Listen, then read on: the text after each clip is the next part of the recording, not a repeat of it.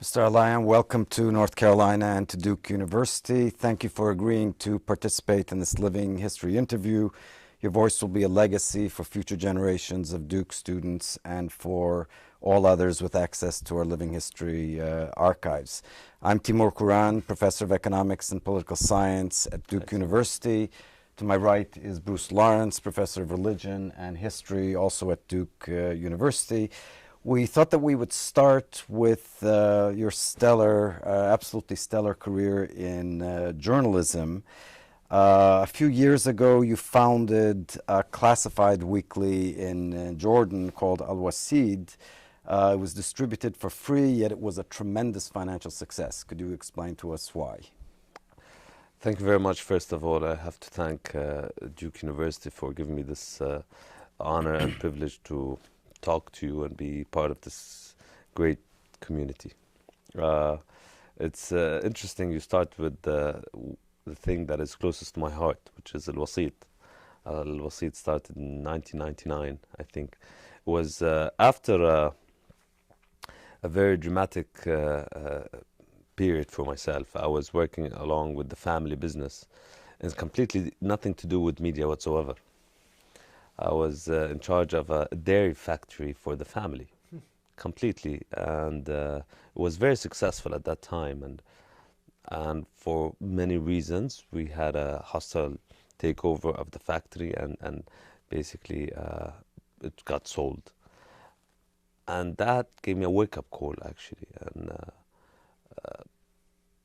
I said, I don't want to work with family anymore. I really don't want to work with family. And I spent a couple of months just going around, not knowing. And I had a lot of jobs being offered to me in finance and in business and what have you. But I didn't find myself there. So one day I was thinking, and I got this idea of doing classified ads newspaper. And I went to my father, and he said, "What do you want?" And I said, "I'm gonna put everything that I own in this thing, this idea. And if it doesn't work out, I'll come back and you can employ me." He said, "Deal. You're gonna come back a year, 2 years, 3 years down the line, and you're gonna come back to work for the family, whether you like it or not. We know you." I said, "Fine. Let me at least try it." And everybody said, "You're crazy." 99. Early 99. You're crazy doing a freely distributed newspaper in Jordan. The whole concept of advertising wasn't developed enough and I said, no, I'm gonna try it. And I believed in it so much. I was actually so into it that I was a distributor, not just the founder. I distributed the newspaper with the distributors on Fridays, which is the weekends. And slowly we started with 24 pages. It was 100, the whole thing costs $150,000, and now it's multiple of millions value of the newspaper. Today we're talking about 140 pages of classified ads. With no advertisements? It's completely advertisements. The advertisements so that's what's paid. That's what's paid. Everybody thought that's so crazy. You're going to distribute a newspaper for free. Yeah. And I said, yes, but the ads, the content, which is actually at the start, because classifieds is a consumer-generated content. Sure. It's a long way back. It is so, and that's how it started. And everybody thought, you're gonna fail. And to tell you the truth, that was one of the driving forces for me. I like people saying you're gonna fail, and I say fine, I'm gonna continue, and I'm gonna continue.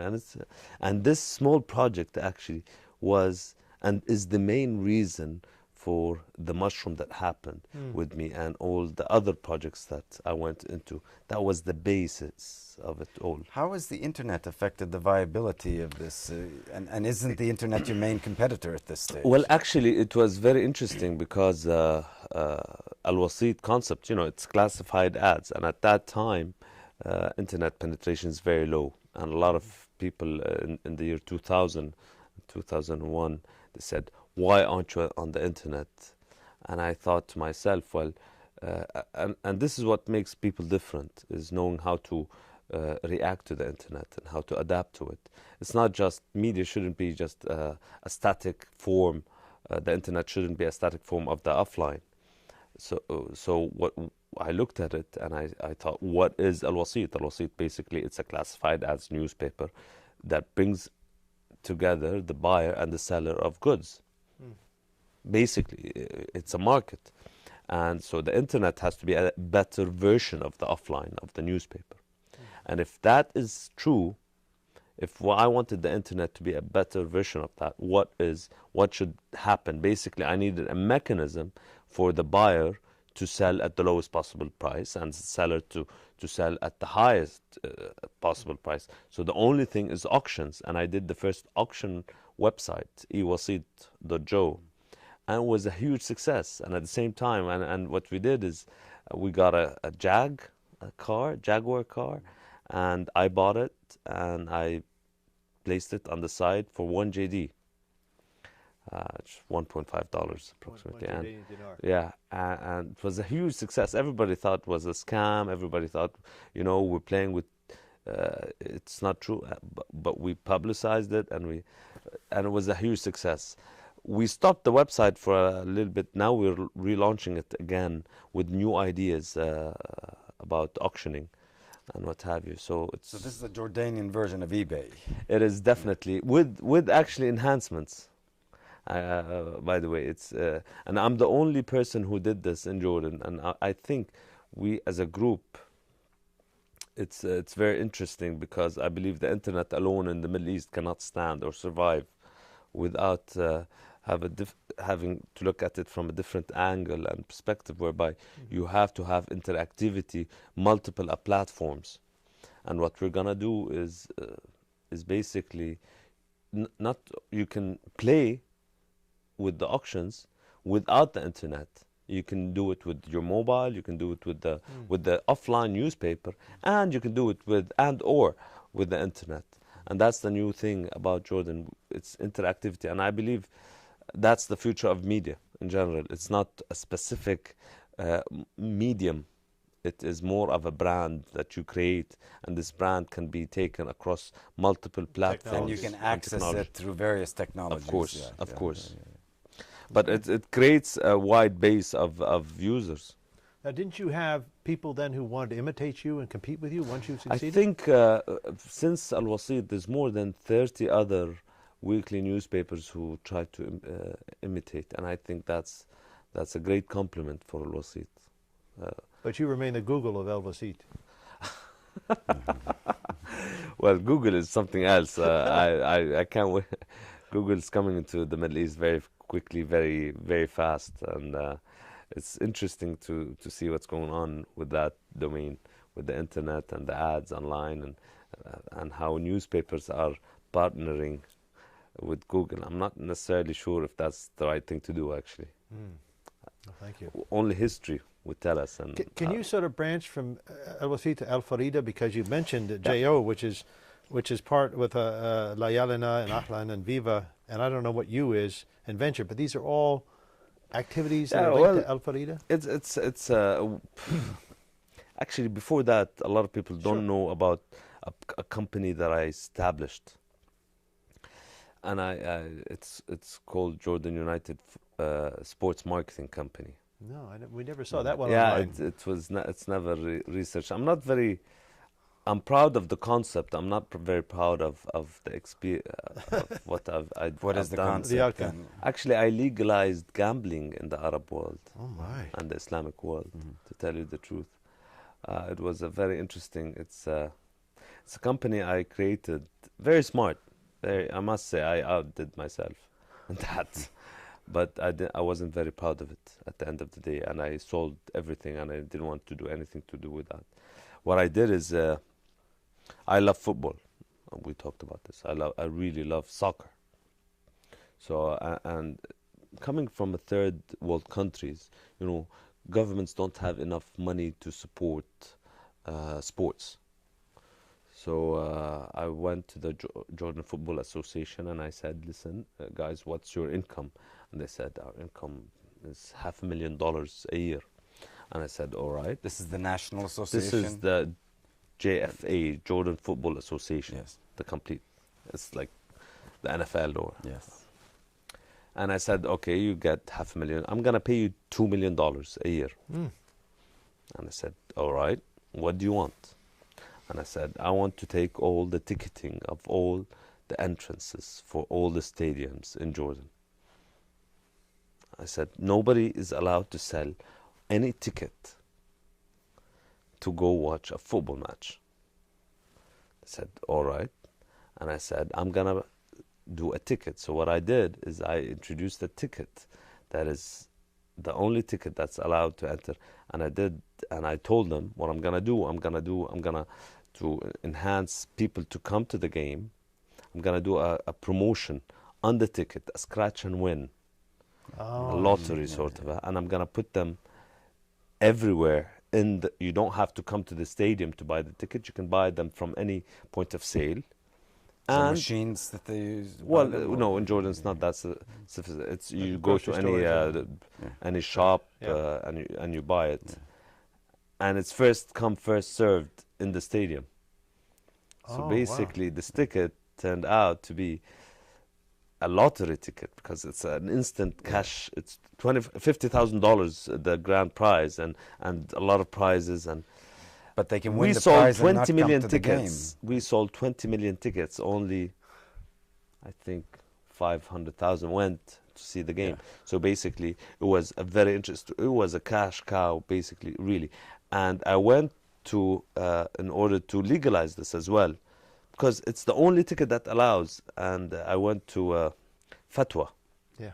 I got a fatwa, Islamic fatwa for it, and they said it's legal. Because it is the only ticket. You're buying the ticket to go watch a football match. So if anything, any wrongdoing, Islamically speaking, it's not on me, it's on the buyer. But 3/4 of them, I thought you said, It's do not go to the game. 95%. In other words, they buy it as a lottery But ticket. that's not my fault. And many of them were not Jordanians, or No, mostly Jordanians. but 20 million. Yeah, 20 million tickets. But the population of Jordan is what, 4 million? 5.5. 5.5 million. So Yeah, but this is. people bought multiple tickets. But there's a game every They week. didn't buy it to go. Yeah. They just bought it for raffle. For the raffle. Okay. So basically, that's. I sold this company because it was doing fantastic financially. It was one of the best companies that I've done. But I sold the company because I didn't want to be part of it, of such a thing, of destroying lives. And I think it did a lot of damage to the community. And I sold it and I didn't take any money out of it. And then at that time... But it still lives on, somebody else is No, running this, they stopped or it actually 3 years after I left. The parliament issued a decree Against it. Against it, and I advised the government that basically the government should do it itself, should do it in order to spend on the sports itself, and they're doing it right now. So how did that lead to Al Farida?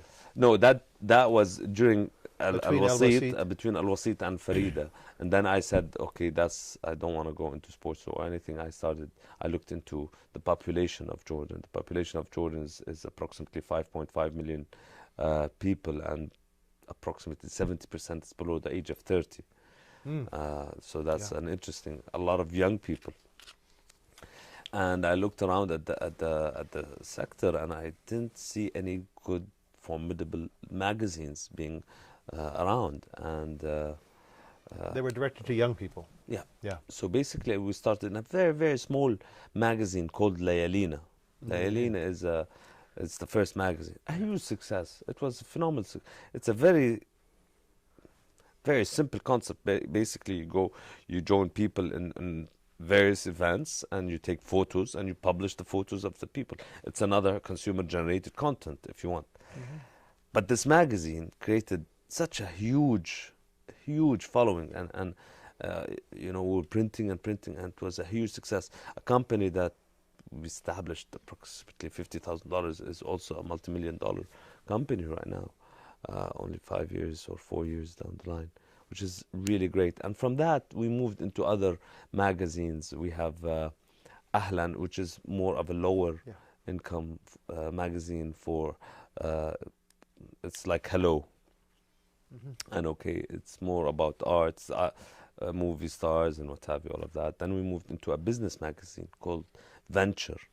And there's Joe, more to do in English.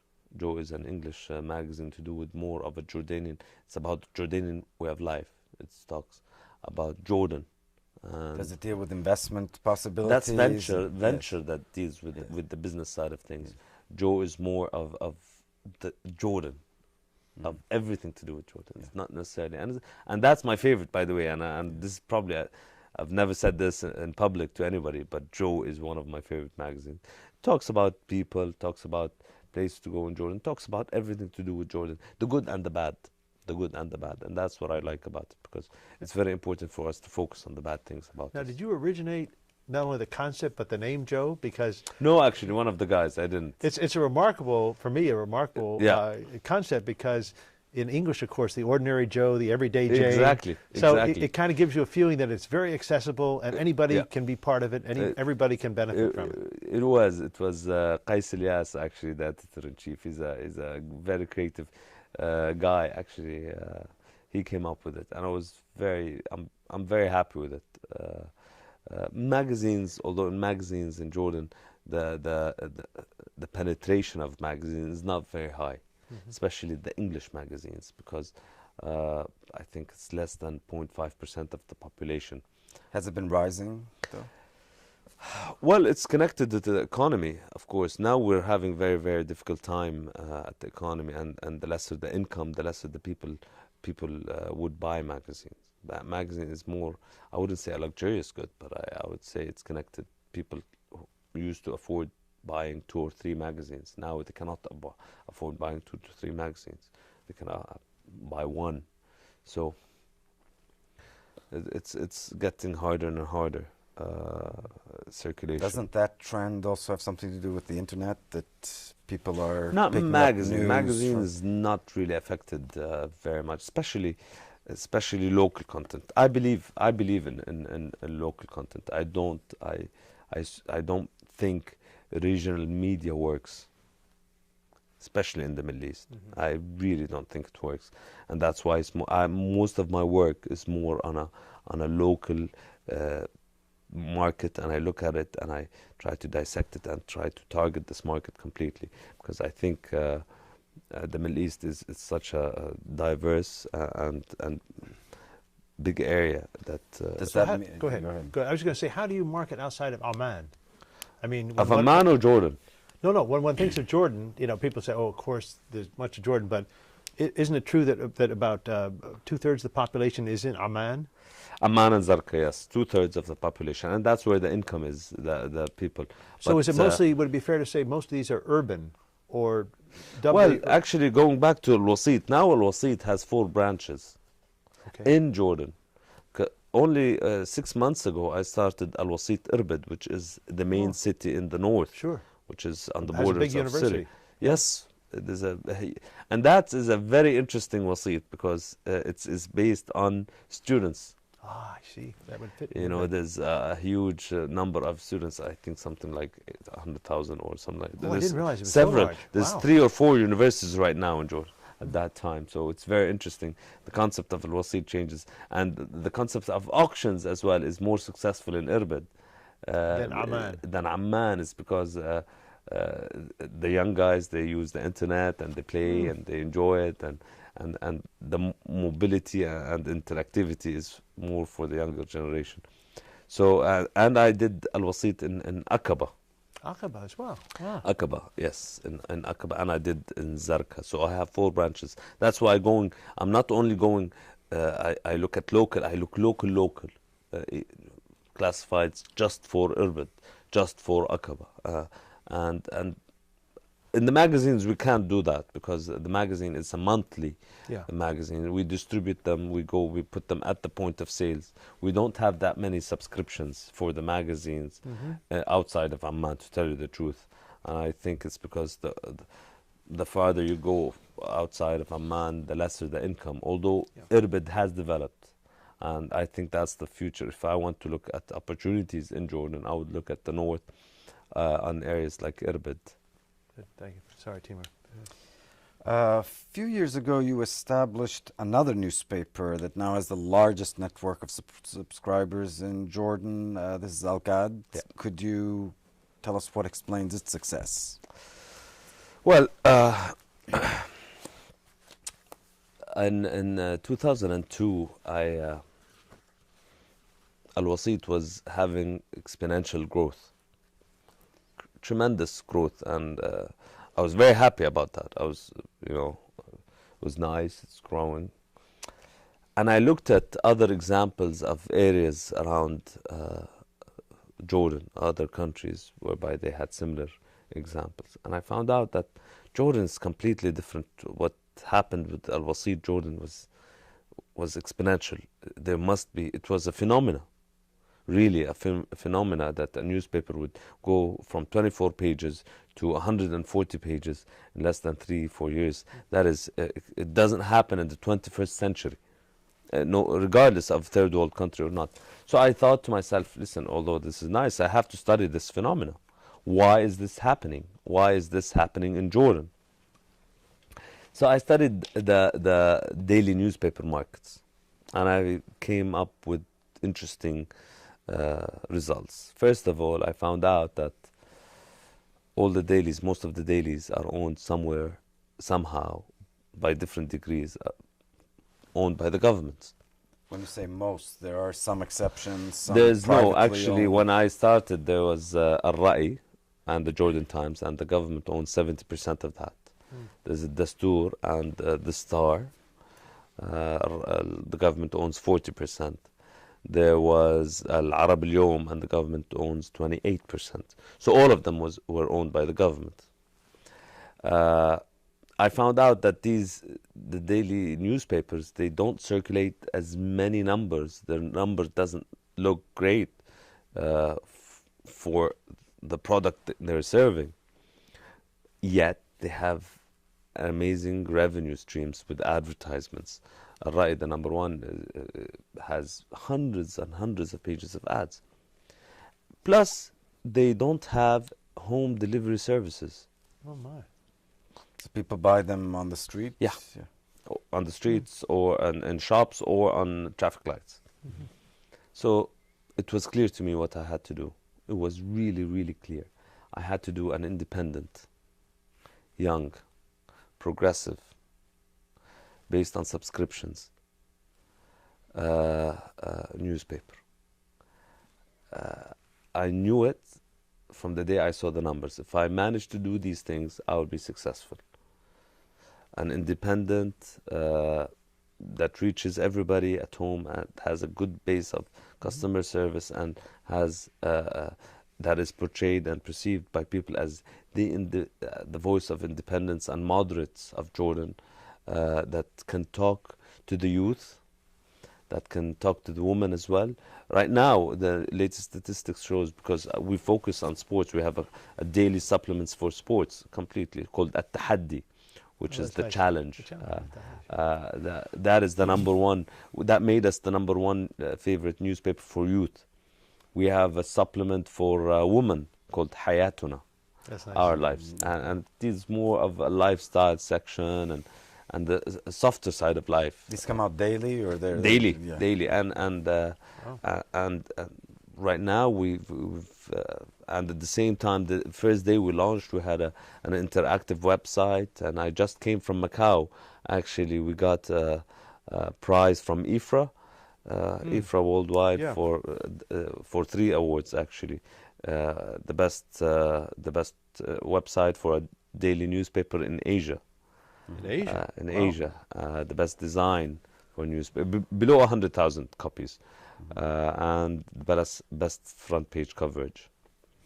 So, and today we're less than 4 years old, and that's amazing. If I can just ask you one more thing about your business model, the fact that you require people to subscribe to it, wouldn't that keep the very poor from buying it? No, not at all. Do they have to put cash up front in order to have the newspaper delivered? Well, actually, what I did, I subsidized the price of the newspaper.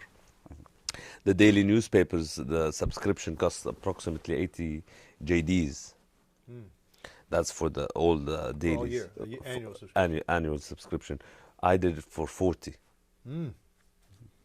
Wow. For 40 JDs. And of course, the model is we lose from every subscription.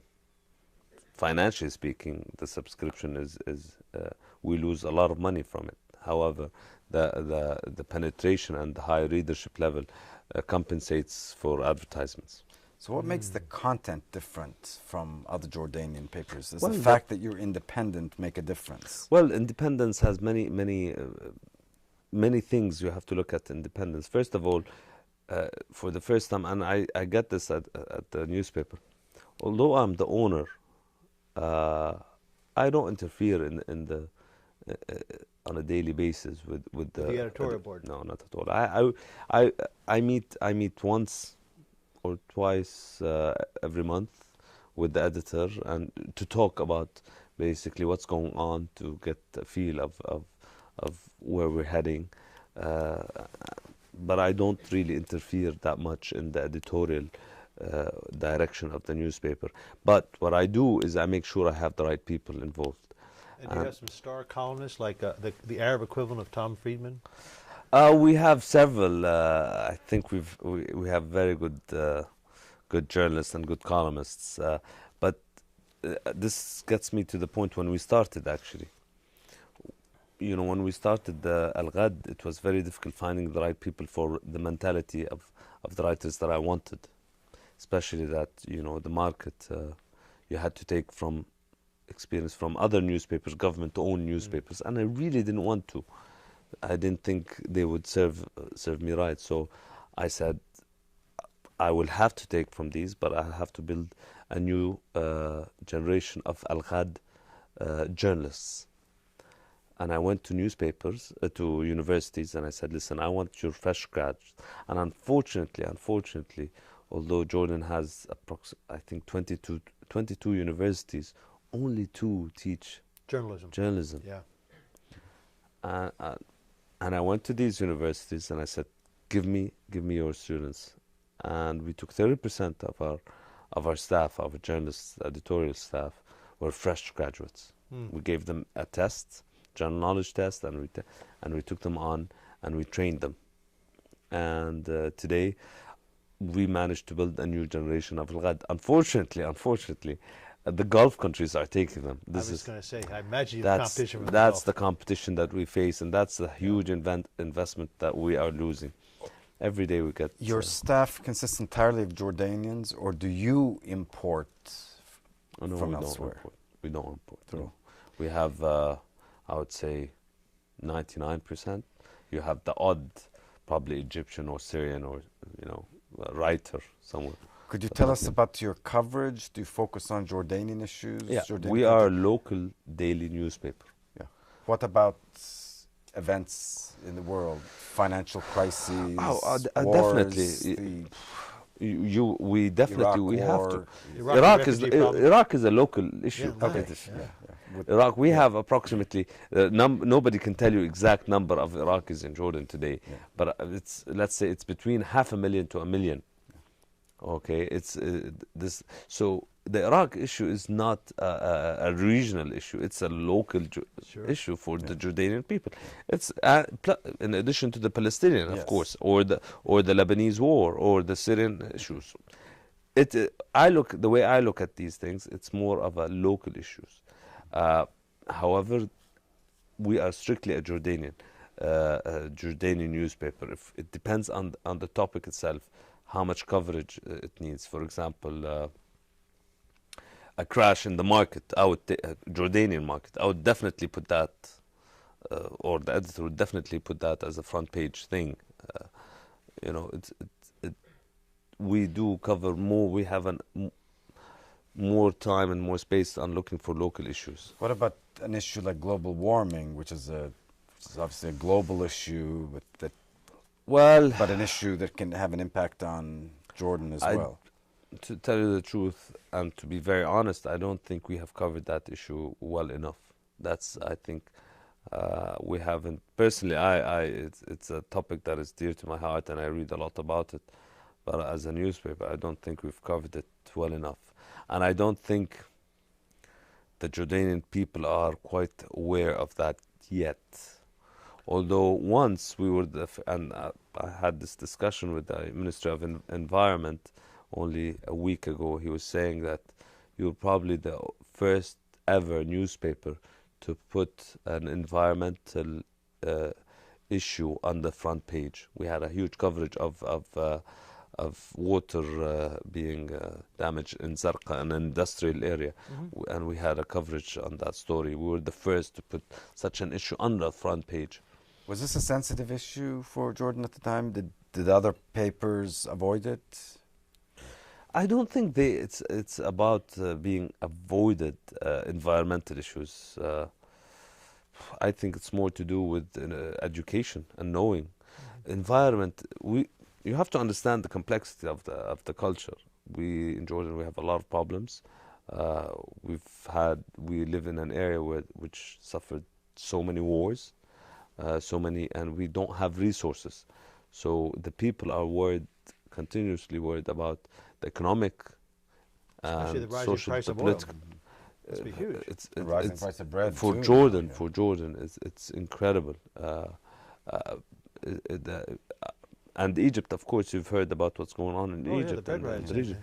And we don't have natural resources. So basically, environment takes a second seat, backward seat for over these issues. People need to, before worrying about environmental issues, they have to worry about how to put bread on their tables. And that is the issue that I think the Jordanian people have to think about. And that's why, not because they don't care, it's because they have priorities. And I think for them, it hasn't been a priority yet, although the issue of water is a huge priority for us. And the whole question of desalination, that also must come up? Yeah, we of course we've had a bad rain season again, and I think the problem is how economic desalination is, and there's the DC project.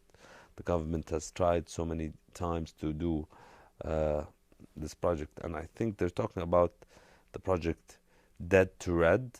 Oh, I've heard that. Yeah, Dead to Red. The Dead to Red project, Dead Sea to whereby Red Sea. and these are futuristic and ambitious projects that might help in solving the problem of water in Jordan, but it's a long-term solutions. Are there politically sensitive and socially sensitive issues that you are able to cover by virtue of your independence that government-owned or partially government-owned newspapers do not cover? Yes, all the time we cover issues that other newspapers don't cover, and sometimes they have better news from the government perspective because they manage to have better insight because it's government-owned newspapers. For example, we took a very close stand against the putting journalists in jail, for example, the law of stopping or prosecuting journalists. There was a law that you can get prosecuted and put in jail for what you say. We took a major stand against that. We were the first to talk about suffering in jails, Jordanian jails. That was a major issue, major issue. And one of our journalists, actually, we were only 3-4 months old. One of the journalists that wrote that story got stopped by the district attorney and questioned that day. In Juwaidi, we talked about what is the issue? Overcrowding in prisons? No, there was poor treatment of prisoners. Poor treatment, and a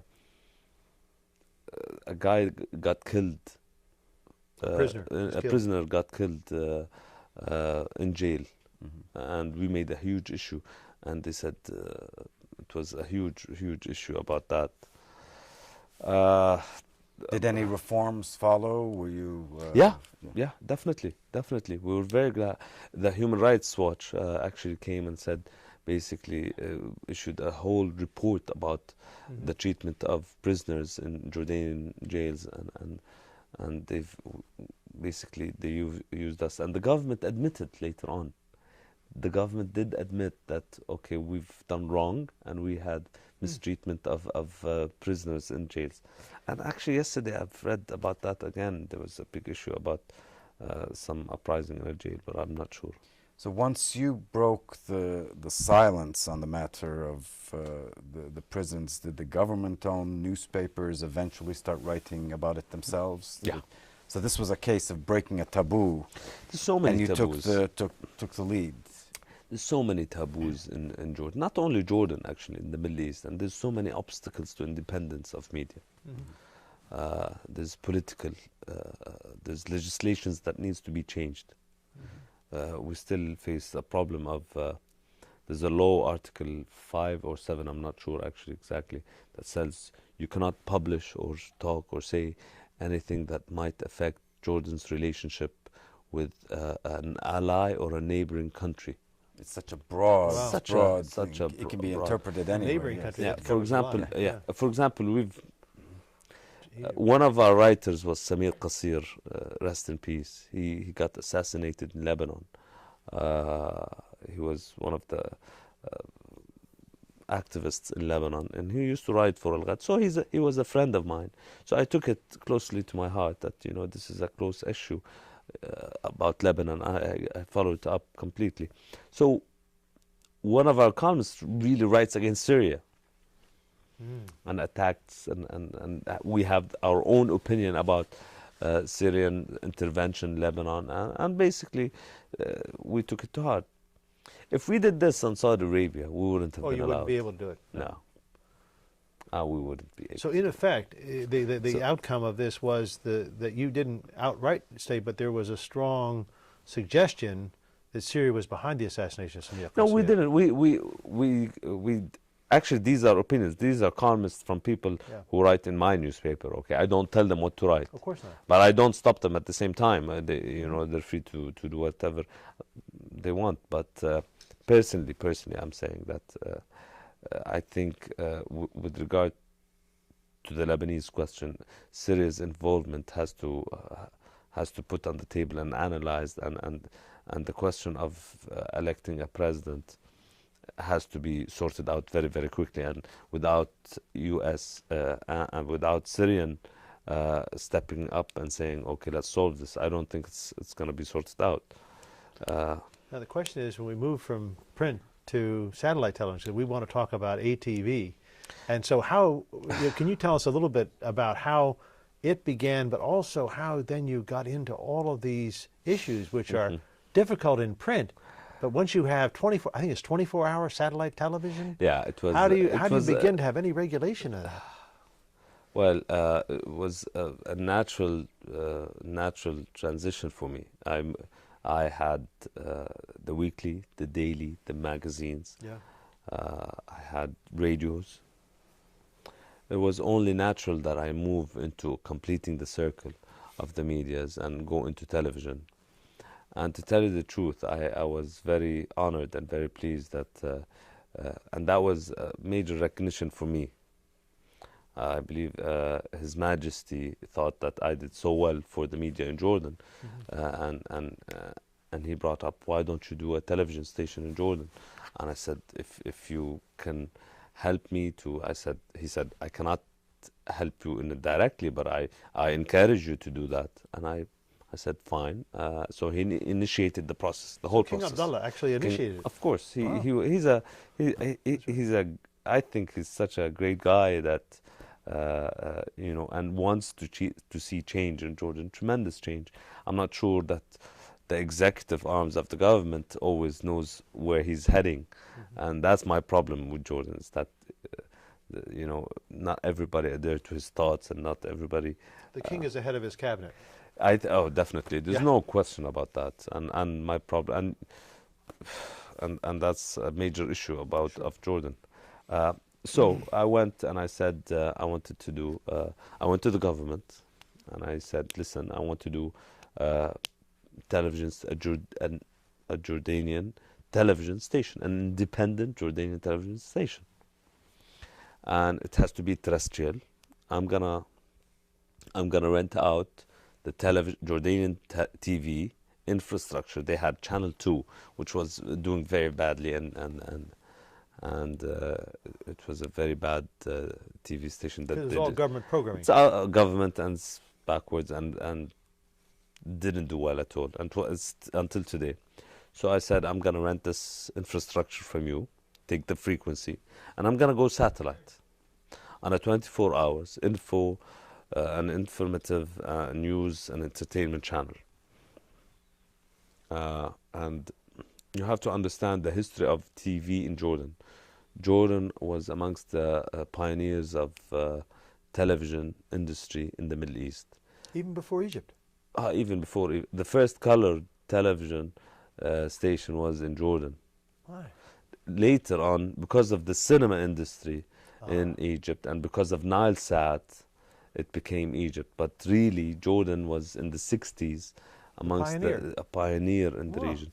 So many presenters, technicians, directors left Jordan to go build well-known television stations. Al Jazeera, so many Jordanians are working for it.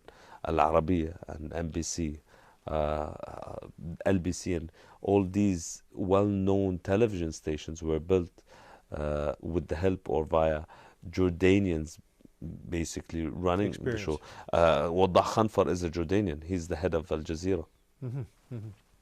And the same in Al Arabiya, so many editors and what have you, all of that.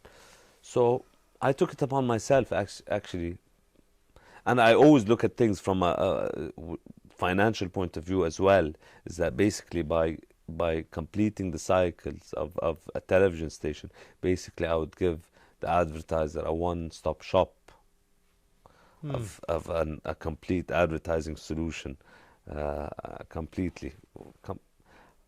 But at the same time, I took it upon myself saying, listen, it's about time that Jordanians adhere to and basically relate to a television station that is theirs, done by Jordanians, for Jordanians. And I went out and I bought them back all the Jordanians, mostly the good Jordanians that from the Gulf? From the Gulf. And it was very hard and it was very costly. But you know what, Bruce? Everybody would come back to their own country. There's nothing like success in your own country. Yeah. It has a different taste, honestly. So you actually benefited from the fact that they had time in, let's say, in Dubai or Qatar or of Bahrain, course. And then they come back after having been in these other countries to start the first ever free satellite television. Of course, yes. And it was, we bought everything. I built a complete, the problem is it took me too long to build it. It took me 2.5 years because there wasn't any infrastructure for Jordan, for the television industry. I had to build my own studios, and I built huge studios.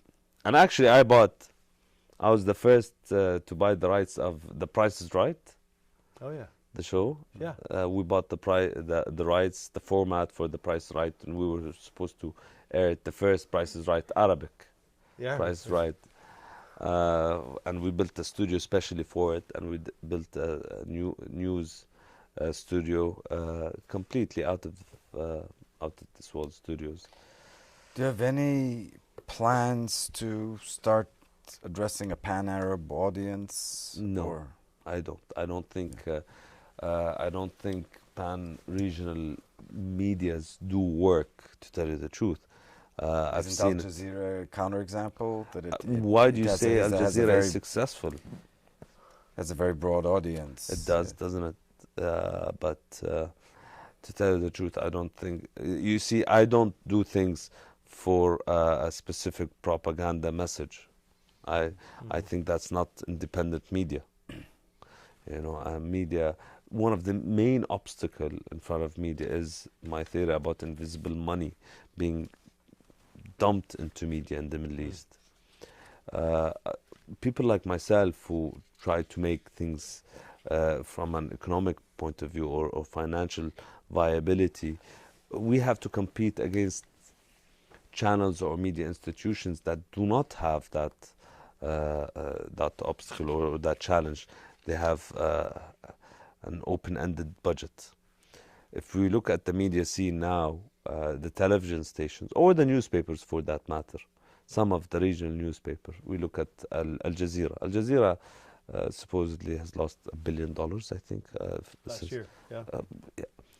And they continue, and they say we are independent. Well, you can't be independent if you keep losing that amount of money every single year. You have to run your business with financial viability. We compete. If you look, Al Jazeera is Qatar, NBC Saudi Arabia, governments. I'm saying government supporting.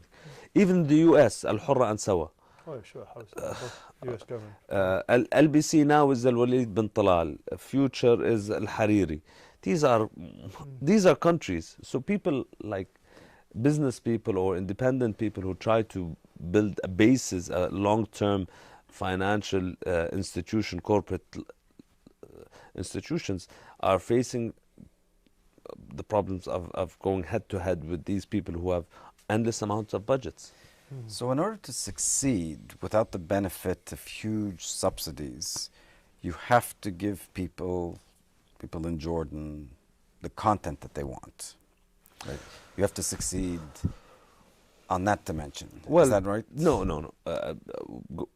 What you're saying about regionality, Yes. I just wanted to point out that as much as the Arabs think that we are one nation, we are not one nation. Okay, we have different tastes. Sometimes I look at some of the neighboring countries' television, I don't understand it. Okay, we have different tastes, different flavors.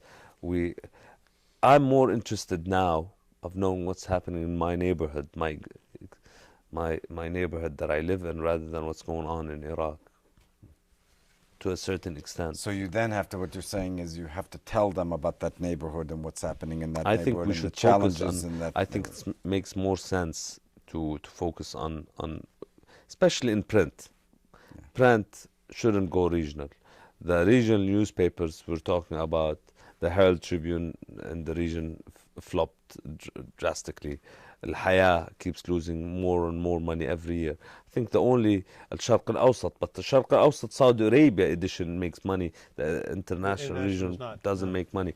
Because if you look at these publications, what's the best thing they can achieve in any one country?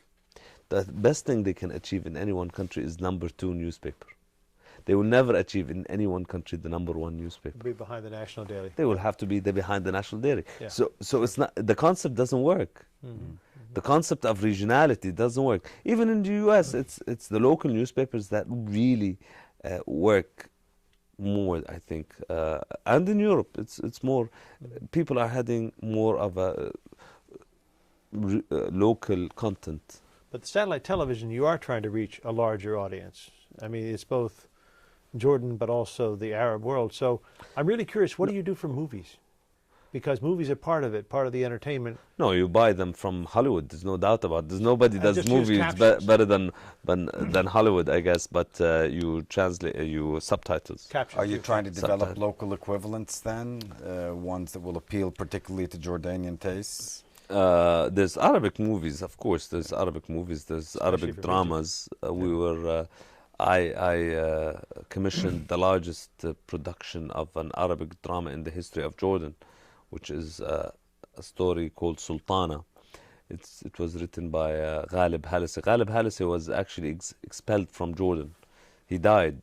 He was a leftist writer, and he died outside of Jordan. And he's well-known journalist outside of Jordan. He wrote about the making of Jordan, the struggle between the urban and the rural areas of Jordan, and the east of the bank and west of the bank, and the making of Jordan. And that's the whole. It was a 30-episode series about Jordan between the 1936 to 1956, I think, something like that. Sultana. That's an interesting series, actually. But there is not a strong, independent Jordanian movie-making company, is there? Movies, no. Movies, it's more difficult. They require bigger budgets than TV. Yeah. So I think the king, there's the Royal Film Commission now in Jordan, the king established, and it's trying to make. I think there was a Jordanian movie called Captain Raed, and that won prize in Sundance. Yeah, and that's good. But I think we need a long way to go for the movie industry. So what is the next stage for ATV? I sold ATV. Why did you sell? But it sold. That's what I mean. What's the next stage? I know you sold it. What's the next stage after you having sold it? I don't know, and I don't care. Well, not that I You don't sound care. disappointed then. I am Why disappointed. would you, so soon after you founded this station, why would you have sold your shares? It's because I got stopped from airing, and when I got stopped, every day you cost me a lot of money. Even though you had the king's permission and well, the king had encouragement. nothing to do with it. It's the government that I had problems with, and I think the face has changed in Jordan, and things have changed. And I basically, when they stopped me, and I was facing a lot of every month that passes without me going on the air, and I was ready, cost me 2 million JDs. And why were they keeping you off the air? I think some people thought that controlling too much of a monopolistic point of view on the media, that might affect or hinder some of their progression. You mean they would lose their monopoly over the media, and they didn't want the competition? Government, I don't think as much as... Would you be comfortable telling us a little bit about this Ajaib, because that was the fictive name of the company? Well, I don't know who owns Al Ajaib. What happened is that I had a group of lawyers contact me and said, we want to buy this company from yours. And I said, of course, if you want, this is the price. And they came and they paid for it. Oh, your asking price was immediately met? Yes. Oh, my. It was a very, very difficult time for me. It was a slap on the face and a wake-up call about the agonies of media in the Middle East. I'm after that. I've survived it, and now I move on. I have other projects in mind. I think ATV, let me just take back, it is close to my heart. It's not that I don't care about what's going to happen to it. I do care, because a lot of the people, a lot of the employees I employed, and are friends, not employees. They are friends, and I see them regularly, and I keep saying, hang in there, hang in there. The last thing I heard is that it was being sold again to a friend of mine, actually, called Talal Awamli. He's a great guy, fantastic, works in the television industry, and I hope he'll be able to take it on the air soon. Were the difficulties you faced because you had a track record of dealing with sensitive issues, and there was a fear that you would be bringing up sensitive issues on the air? Honestly, I think that's partly to do with it, especially that 2 days before the launch, we were covering the local elections that had a big discussions about that, and about how the running of the elections, how they were conducted in Jordan. We covered them, and we filmed everything. I think that had something to do with it as well. And filming everything involved identifying irregularities. When you're independent, and TV is, even to censor TV is harder than to censor newspapers, by the way. Of course, TV is live. A lot of it is live. Yeah. You know, in newspapers, you have a time span of a couple of hours in order to get the phone calls and get people knowing what's going to happen, and but television it's quicker and it's faster, and I think that was a major threat to government. So you've mentioned prison conditions and elections as sensitive issues that you've covered. What other religion is always difficult for me to cover. Yeah. I personally find it difficult, and it's such a something gotta give sort of situation when you talk about pushing the envelope and religious issues. And obviously what's going on with regard to the cartoon in Scandinavian countries and how to deal with it, it is very difficult for people who preach freedom of expression. It's very, very difficult, and taboos such as these are always sensitive for the media. I think, but only to a lesser extent. Abu Mahjoub, our cartoonist, he is one of the best cartoonists in the Arab world. Even indirectly, social topics he covers a lot of the time, people find it offensive. From for example, issues of honorary killings. Honor killings, that's still big in some places, isn't it? It's still big. Honorary killings is big. We have issues, women issues, and treatment of women and the role of religion. Yes. So is this an issue that you've covered, and has it generated reactions? Yeah, we have a lot of examples of people writing what they think. I think now there's more tolerance from people themselves. I think with time it's getting a little bit better and better and better, with people respecting other people's opinion. I might disagree with you, but I will give my life to defend what you have to say. How would that work out, for instance, for religious minorities in Jordan? I mean, I know there are Palestinian Christians in Jordan. Yeah, so we have. How does it work out in terms of the reporting about them and the way in which they I would have loved to show you actually one of the cartoonists, which is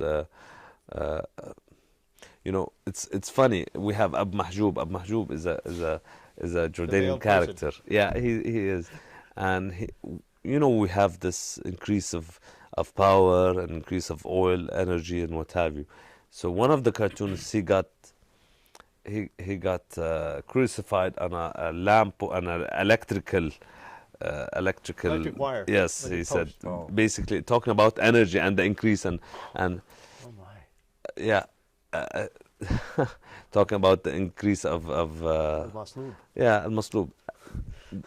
A lot of people said, "What are you doing? That, what have you? All of that." Okay, and next time, basically, there was Abu Mahjoub talking to the sky, saying, "What's the matter? Why aren't you basically giving us rain?" And that, for some people, say, "You can't do that. You can't talk." Yeah, it's a taboo. But we get on with it. It's now I get used to these, and basically, if you want freedom of expression, you need to have leeway, and you have to give benefit of the doubt to the writer and to the artist who's drawing. What about issues of religious freedom, establishing churches in Saudi Arabia, changing religion?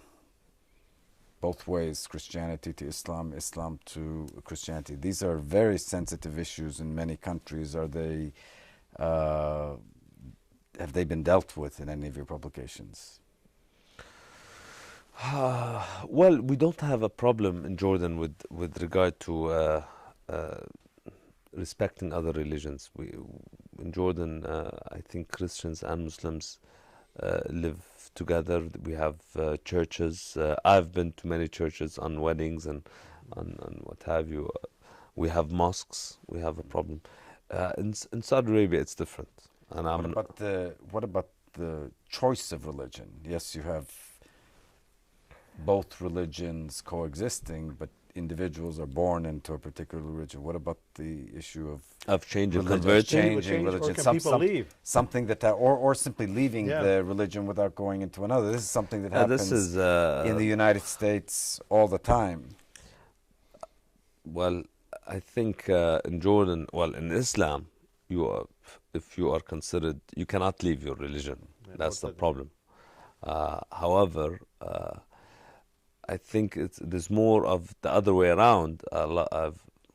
Not on paper at least. What happens? I have a lot of my friends, for example, marrying.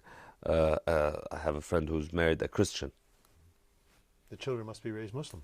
Must be, yeah. Well, they must be Ukrainian, and she has to go to a judge and say, I have converted, for the government to accept the marriage.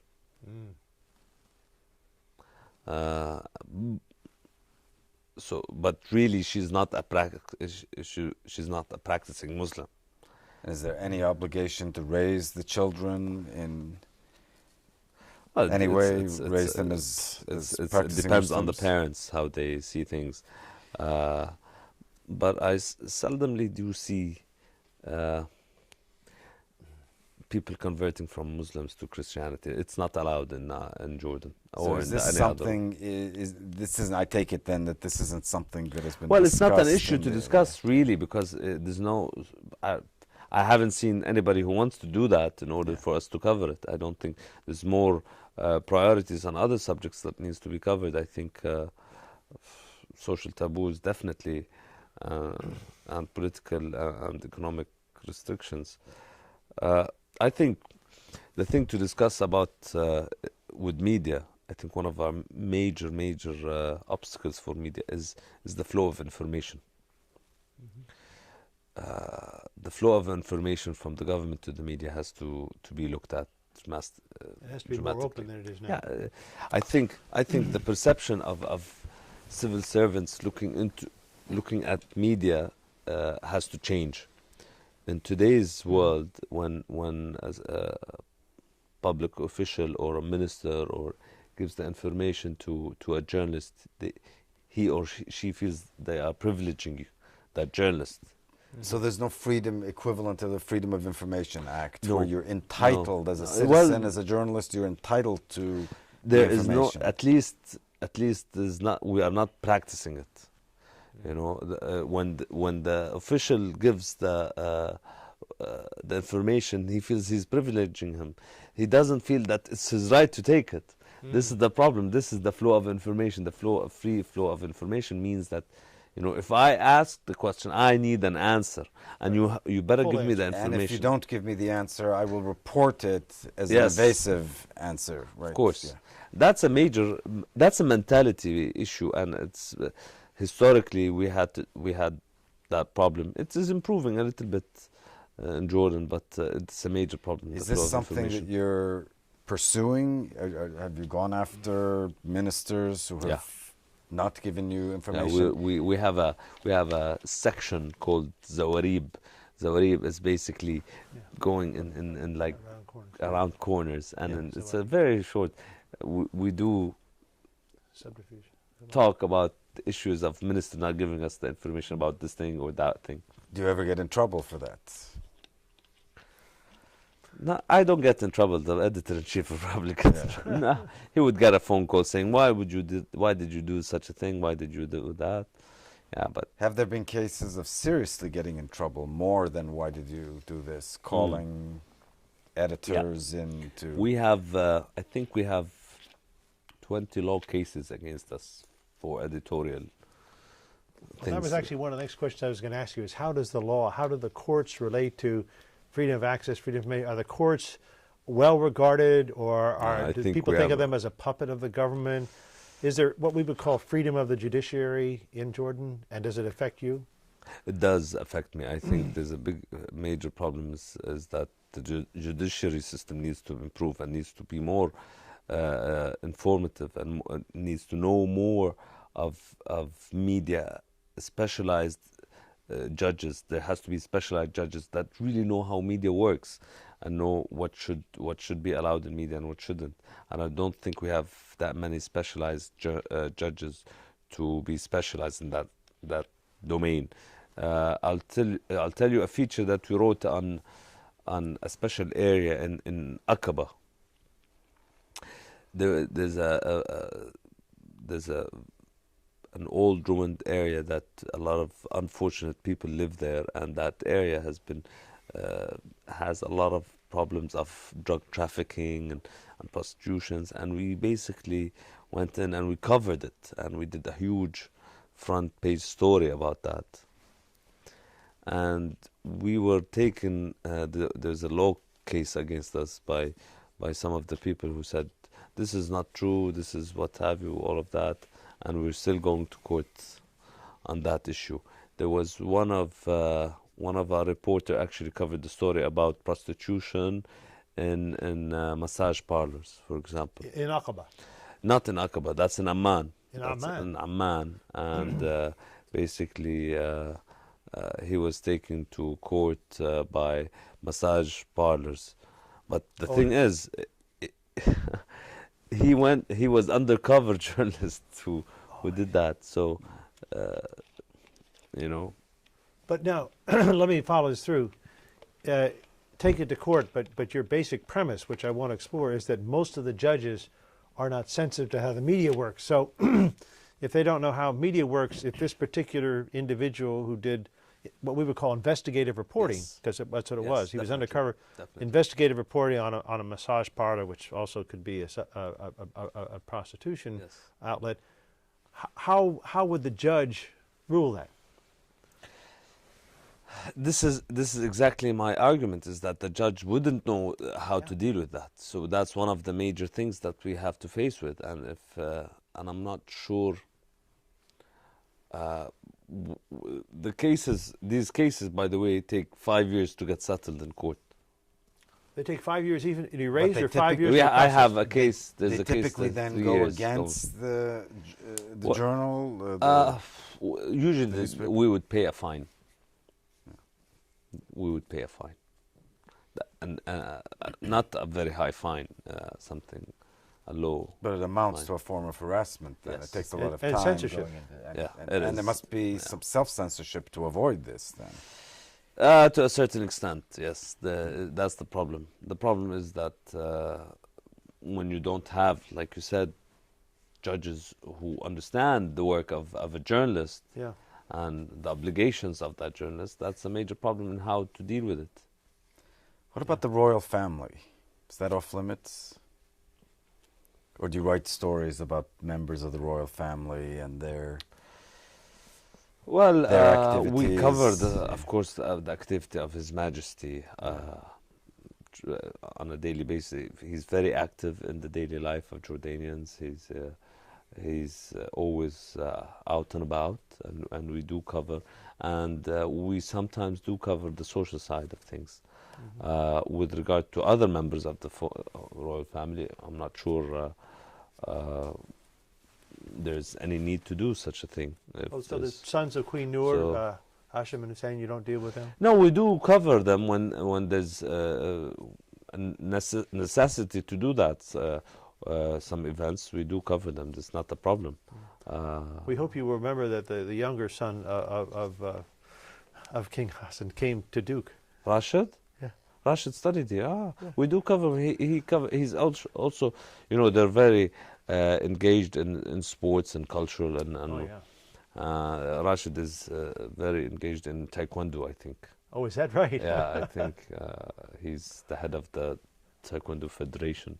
So we do cover his activities with regard to that. Hashim, of course, went to Harvard, and we don't talk about him. Smart boy. What about issues of corruption? Are they... Well, the problem is you cannot... again, this is to do with the judiciary system, that any case that is with the law right now, you cannot even discuss until the judge issues the verdict. We do cover a lot of issues with regard to trying to talk about corruption and what have you. But unless there is a big story to cover, it's hard to find out. Are you able to, or would it be wise for you to conduct investigative journalism aimed at identifying, let us say, the prevalence of bribing in the customs office? I'm just taking that as a hypothetical example. You've done investigations of the massage parlors. Would you, if you had reason to believe that that bribing is prevalent in the customs office, would you feel comfortable? That's a good idea to do. Actually, I'm not sure. I have to check with the editor, but. Or is anything similar? This is just a hypothetical question. No, I think we deal more with bureaucracy, and we criticize bureaucracy and the way the government does its business, rather than go out and try to find, trap them or do this kind of thing. I think corruption is a major thing in Jordan. I think we have to tackle it. It's not only the media issue; it's also the government issue. But I think there's different kind of corruption that takes place. Bureaucracy is one obvious kind of corruption for me, at least. Yeah. Is that something that gets reported? Yeah, that gets discussed? we cover it a lot. We cover the shortcomings of governments all the time. We have no problem with, to a certain extent, to criticize government activities, the executive government at least. How about praising some things? And I really, before we move to too many other things, I really want to make sure that you tell us a little bit about this tremendous group, El Aman, for the future of orphans that you belong to. Because to me that is something that most people don't know about, either the Arab world in general or Jordan in particular, about the care for orphans. Could you tell us a little bit about that? It's actually an initiative that Queen Rania initiated a couple of years ago, and I fell in love with the initiative. I thought it was a fantastic initiative, because the first thing that comes to mind when you talk about orphans is you talk about newborn orphans. That's and basically you talk about giving out money, or zakah for that matter, in the Islamic way of supporting. But you never talk about giving them tools to survive. To survive. Yeah. And to succeed in life. And to succeed in life. Exactly. And that's even more important than giving money.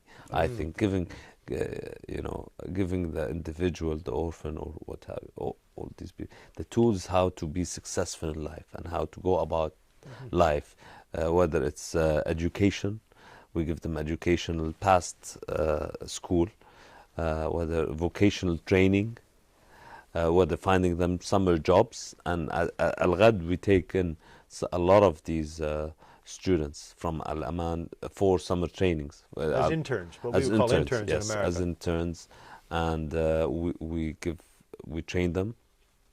And it's such a lovely project to work in. It's fulfilling for me to be part of such a fantastic project. Can you tell us the scale of it? Does it involve 100 people, 500 people? Well, I think right now I just came from a board meeting last week. From that, I think we have 1,200 people. 1,200 orphans. Yeah, and we are thinking right now of taking this and implementing this initiative not only in Jordan. We should take it and think about taking it to other places they can benefit from. You see, you take the 1,000 and you can break the boundaries of including more people, because we have restrictions, age restrictions, and also we don't take, for example, dropouts from school. Oh, you don't? No, we have certain restrictions and they have to maintain also, they have to maintain certain standards of grades, performance. So they get ejected from the program? Yes, if they don't, we do eject people from the program, unfortunately. But we monitor them continuously. We give them chances and say, listen, this is your chance. So it's a huge staff that monitors everything. So how big is the staff for 1,200 people? It must be 50 at least. Yeah, it is approximately 60, and we get freelance people to help. Volunteers who help you. That's magnificent. That's really. It's I hope this story also gets out in Al-Ghad. Not only do they work for Al-Ghad, but you talk about it. Yeah, we do. It's a good initiative, and we get money from donations that is well invested for these people. Now, are these all Jordanian orphans, or some of them Iraqi? No, Jordanians. No Iraqis. No Iraqis. Okay. If few months ago, you were asked in an interview about press freedoms in Jordan, and you responded, and I'm quoting you here, "You cannot be revolutionary, you have to be evolutionary." What did you mean by that? I think it's basically you have to always maintain your head and maintain pushing the envelope slowly. You cannot revolt on the system, and you cannot stand and say, "I've had it." No, you have to keep at it continuously over and over and try to keep pushing the envelope. One day the system is gonna crack and you're gonna be on top of things. But until that happens, okay, that might take time. You don't give up. The question of giving up and saying, okay, I'm gonna drop things out, that's for losers, and I don't want to be that. I wanna keep working with the system in order to showing the system how things should be done and how we want things to move forward, and basically more freedom of expression doesn't come one day. You cannot wake up one day and say, today we have fantastic media and freedom of expression is at the highest level. You can't have that. It doesn't work like that, because even people need education of how to deal with media. Even people, the readers themselves, although they keep wanting freedom of the media and what have you, I'm not sure they are up to it, or they can handle that, because sometimes the media needs to criticize the people themselves. And I'm not sure it has to be more of an evolution into a certain level of freedoms. So you're saying along the way you need to make certain compromises. Of course. And yes. Of course, yes. Now, I'm really curious, going back to your very first statement about your father telling you that you're going to be back joining the family business. He still says that. Now, I was going to ask you, so even after all that's happened, when you go home for a wedding or for Eid at the end of Ramadan, your father says, welcome back, Mohammed, and when are you going to rejoin the family business? You know, my father is, I look up for my father. He's a very successful businessman and has done very, very well. I don't think I would ever reach to where I am today without his support, really. Although he thinks I'll go back, and he probably wants me to go back to help him out with his businesses.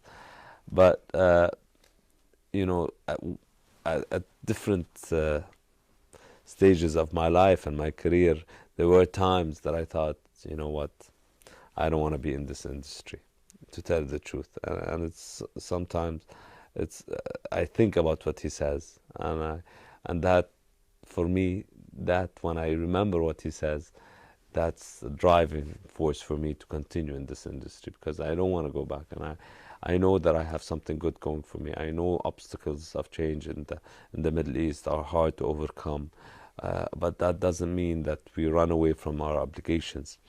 I think I have approximately 1,000 people in my group of companies, employees, working for me.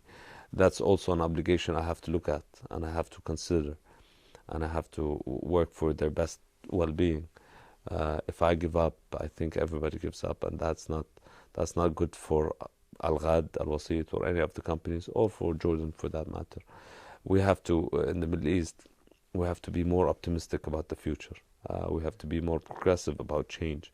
We have to really fight it over and see it to the end, because as you said, Al-Aman, for example, is a project that puts a smile on faces, and people in the Middle East, I think, need to smile more and need to adhere to projects like Al-Ghad and see successes. I know people try to stop you or to impede you, but you've entered this industry at a time of breathtaking technological change. The technologies of information 10 years ago were not what they are today, and who knows what the next 10 years are going to bring. Assuming you stay in the industry, how do you expect it to be different 5 years from now, 10 years from now, and are you doing anything to prepare yourself and your companies and Jordan for the future? You know, you'll be shocked about our development process in Al-Ghad. Actually, that's one of the reasons why I continuously travel abroad to events and conferences about the development of medias, and I find it's a must that we follow up this technology of what's going on in Europe and the States with the media. In Jordan, we've managed to really come up and look at the future of things. We are looking right from now the process of convergence and multiple platforms, and I'm already started to discuss with our editors the fact of convergence and multiple platforms for the journalist has to work, you know, on multiple platforms. It's not enough because the challenges are coming. What's the U.S. facing, the media in the U.S. facing, especially the print media, what you're facing today, we're going to face 10 years down the line, if not before, if not sooner. So we have to be ready. However, I think, although there's a lot of talk about the challenges of print media, there's still room for print media to expand. I think newspapers still in the U.S. are making a lot of money. It's not as bad as it's expected. I think it's the mediums are not going to change. I think it's the look of how we deal with technologies change. It's how we think about technology and we embrace it. I think we were the first, for example, in Jordan, Al-Ghad, we've invested so much in the internet, for example, and everybody at the same, everybody said, you're investing too much in Jordan for the internet, that you're wasting your money. Today, the internet revenue approximately is 5% of our revenue. I know it's not a big amount, but it's a considerable amount for the future. This is what's going to double, and this is where, for me, media is not about anymore. It's not about the platform. It's about branding. Really, honestly, I believe it's not about how you reach your readers. It's about in what format you reach them. It's just your brand is going to be there, whether the internet, whether television or the newspaper. It's about the branding. So tell us finally, that you mentioned many things that will be remembered and people will benefit from having heard it. But I wondered how you would answer the question that Timur just asked, and directed to those 70% of Jordanians who are under 30. So how does this next generation going to see the media, especially when they face these problems of employment or unemployment, of the challenge of the larger market, how does the media respond to this huge, if I can call it, population bulge that is obviously only going to grow? Don't you think that it's going to increasingly be younger and younger people in Jordan? The frightening numbers are that Jordan has to come up with 1 million jobs in the next 5 years, I think, and that's a frightening number. At a time when there's enormous competition from China and India, and not only that, we are consuming economy. We don't have any natural resources. These are obstacles, and I think the media plays a major part in educating people about these challenges, and really to advising the people and advising the government that, you know, if we don't get our acts together, we're gonna face a lot of problems. And my fear right now is that we might be facing high level of unemployment and high level of inflation, and that's a deadly combination.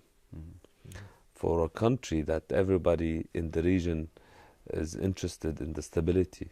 I think so everybody is interested in a stable and secure Jordan, and that's Jordan's main asset actually is stability and security. We've always been stable and secured, and I hope that continues and maintains the same. So what are you going to tell your son when he comes to you and says, "Dad, should I work in your company or should I go out on my own?"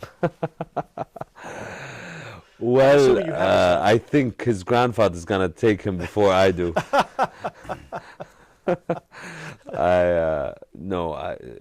I've been privileged and I've been lucky in life.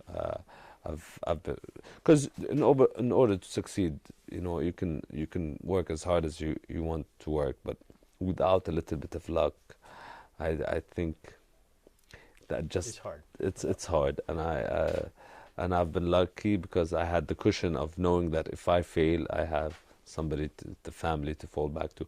That's a cushion, that's a privilege that not a lot of people do have, and I've been lucky with that.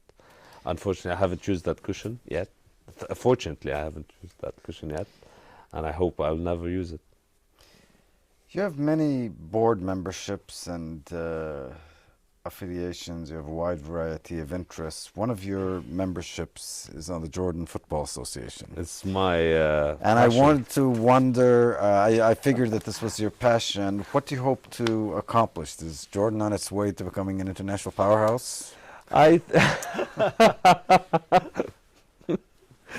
know what? My challenge is to get Jordan to the World Cup. And, you know, So I it have would be an international powerhouse then. Timur, listen, Yes. I have a very hectic schedule, and believe it or not, I make time for the national team. I went to them. I was the head of the delegation in Uzbekistan and Turkmenistan. I left my work, I left everything for 10 days. And for me, 10 days, It's a long time. It's a Very long, long very long. Well, I thought I would go and I would have my BlackBerry and my emails, and I work. And I found out there's not even mobiles in Uzbekistan and Turkmenistan. So I got stuck with the national team, but I had the greatest time. And we won our second match of qualification to the World Cup, and that's the objective. I would love to see Jordan in the World Cup. It's one of the challenges that I take to heart, and I love the players, and I love following them and going around with them. It's interesting because football is soccer. It's one of my passions. Do you support any of the local teams in Jordan? I support Jordan because I'm on the federation. I'm not allowed to support any. A local team. It's hard, but I support the Jordan national team. I support Manchester United. Yeah. Definitely. Well, you belong to more groups that have Y in their acronym than anybody I know. You are a member of the Young Presidents Association, the Young Entrepreneurs Association, the Young Arab Leaders Association, YPO, YEA, YEL. And my question is... Well, age is a perception, you know. Are you going to be an older young person? Or Or are you going to have to join different organizations? you have to join, is there going to be a middle-aged counterpart to all these? No, I've been lucky being, you know, to manage to have done the things I've done at an earlier stage. And that's actually, it's a blessing and a curse at the same time, because sometimes I wake up and I say, where do I move on from here? And that's one of the challenges that I need to discipline myself, you know. I don't have to go another place, you know. I can settle down at this stage and enjoy it. I think my problem is the pace and the change, the sector I'm in. You said technology. It's too fast for anybody to just enjoy it and stay still and take your time with enjoying the project in hand. I keep waking up and saying, okay, what do I want to do today? What's the new project? Well, we're very happy that you woke up today in Durham, North Carolina, and that you're with us. This is really a great I woke privilege. up 5 times because of my jet lag. Well, we will try and make this an easeful occasion for you, and you have made this a very fruitful one for us. So thank you very much for coming and being part of this. An honor and a privilege to be here amongst you, and I've enjoyed it a lot. So thank you very much for your time. Thank you very much.